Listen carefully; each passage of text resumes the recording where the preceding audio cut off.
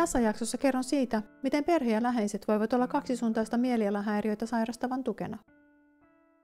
Kaksisuuntainen mielialahäiriö vaikuttaa sairastuneen lähipiiriin. Ja toisaalta toisinpäin, lähipiirin tuella ja hyvällä perheilmapiirillä on iso merkitys kaksisuuntaista mielialahäiriötä sairastavalle. On tärkeää, että läheisillä ja hoitotaholla on yhtenevä käsitys siitä, mitä kaksisuuntaisen mielialahäiriön hyvä hoito on. Läheisen voi pyytää mukaan hoitokäynnille jo sairauden rauhallisessa vaiheessa, jolloin voidaan yhdessä käydä läpi esioireita ja miettiä etukäteen selviytymiskeinoja masennuksen ja hypomanian tai manian esioireiden varalta. Puolison, vanhemman tai ystävän kanssa voi etukäteen sopia, mitkä ovat ne tilanteet, jolloin he voivat itse olla yhteydessä hoitotahoon, jos sairastunut itse ei kykene siihen. Tällaisia tilanteita voivat olla esimerkiksi manian uusiutuminen tai lamaava masennus, jos sairastunut itse ei sairauden tilan takia kykene olemaan hoitotahon yhteydessä.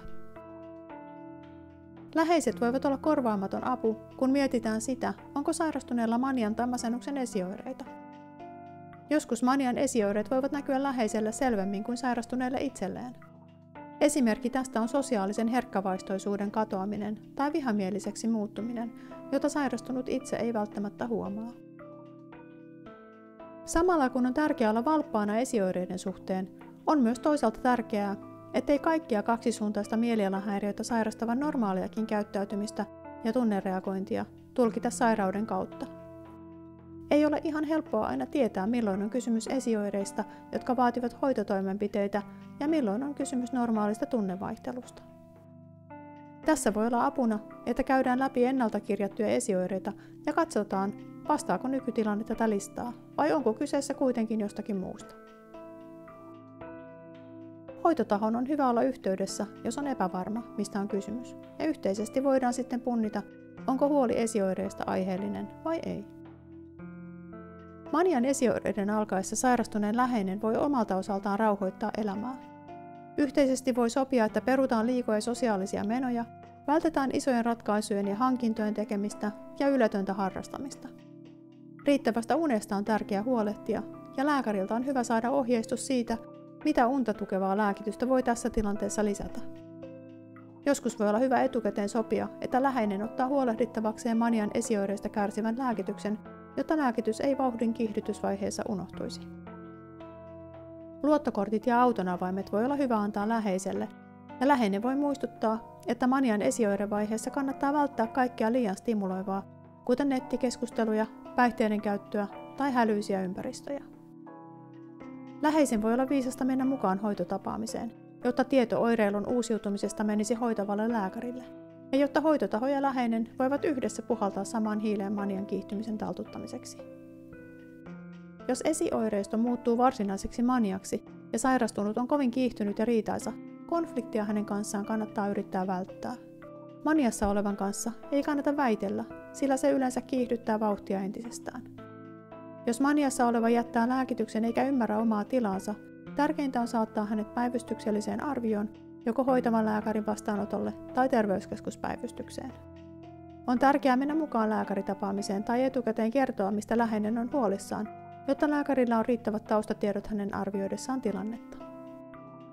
Maanisen henkilön kanssa kommunikoidessa on tärkeää säilyttää oma rauhallisuus, vaikka sairastuneen käyttäytyminen olisi miten provosoivaa ja vaikeasti hyväksyttävää. Läheisen on tärkeää muistaa, että maniassa ihminen ei ole oma itsensä. Maniassa olevan käytös voi joskus olla hyvin haavoittavaa ja joskus myös pelottavaa läheisille, mutta oikea hetki näiden asioiden läpikäymiselle on vasta manian mentyä ohitse. Maniasta voi ottaa opiksi tulevaa ajatellen. On hyvä eritellä, mikä johti manian uusiutumiseen. Jäivätkö lääkkeet käyttämättä, oliko liikaa ohjelmaa tai tapahtuiko jokin muutos elämässä tai unirytmissä.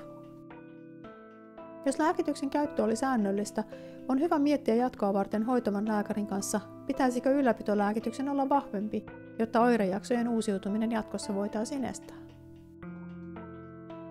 Masennuksen esioireiden aikana on tärkeää, että kaksisuuntaista mielialahäiriötä sairastavan kuormitusta sopivasti kevennetään, mikäli mahdollista. Masentuneelle ei kannata sanoa, että hänen pitäisi ottaa itseään niskasta kiinni, sillä hän tuntee yleensä itsensä jo valmiiksi kurjaksi ja kantaa syyllisyyttä toimintakykynsä laskusta. Suuria projekteja ei kannata sälyttää masennuksesta kärsivän harteille, mutta sen sijaan voi olla hyväksi tehdä asioita yhdessä, kuten pyytää masentunutta lähtemään yhdessä kävelylle tai kahvilaan, tai tarjoutua kaveriksi kodin siivoamisessa tai lapsenhoidossa. Läheinen voi kysyä masentuneelta suoraan, onko hänellä itsemurha-ajatuksia. Itsemurha-ajatukset on aina otettava vakavasti ja varmistettava, että hoitotaho on tilanteen tasalla.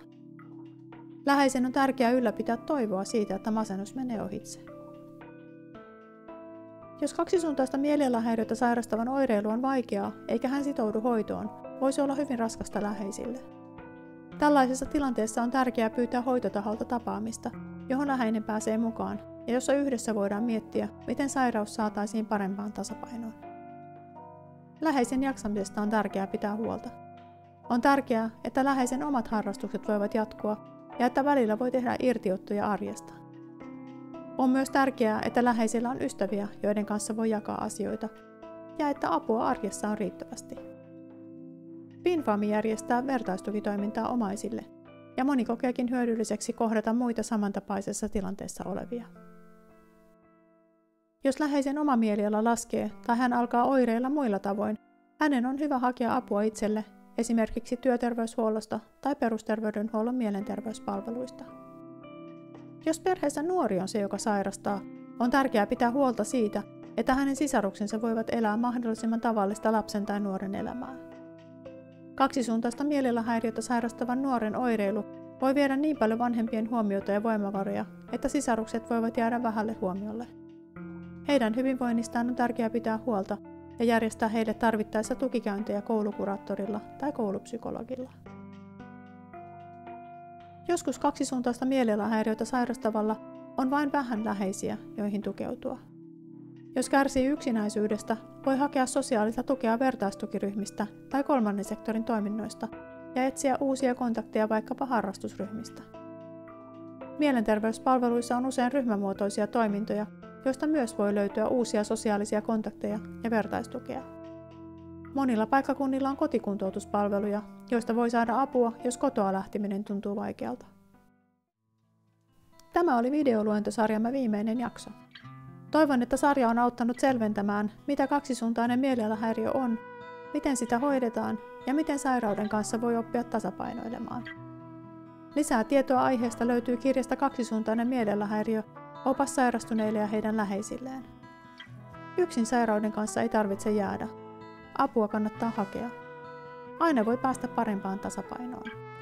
Ja on mahdollista elää hyvää elämää sairauden kanssa ja siitä huolimatta. Kiitos.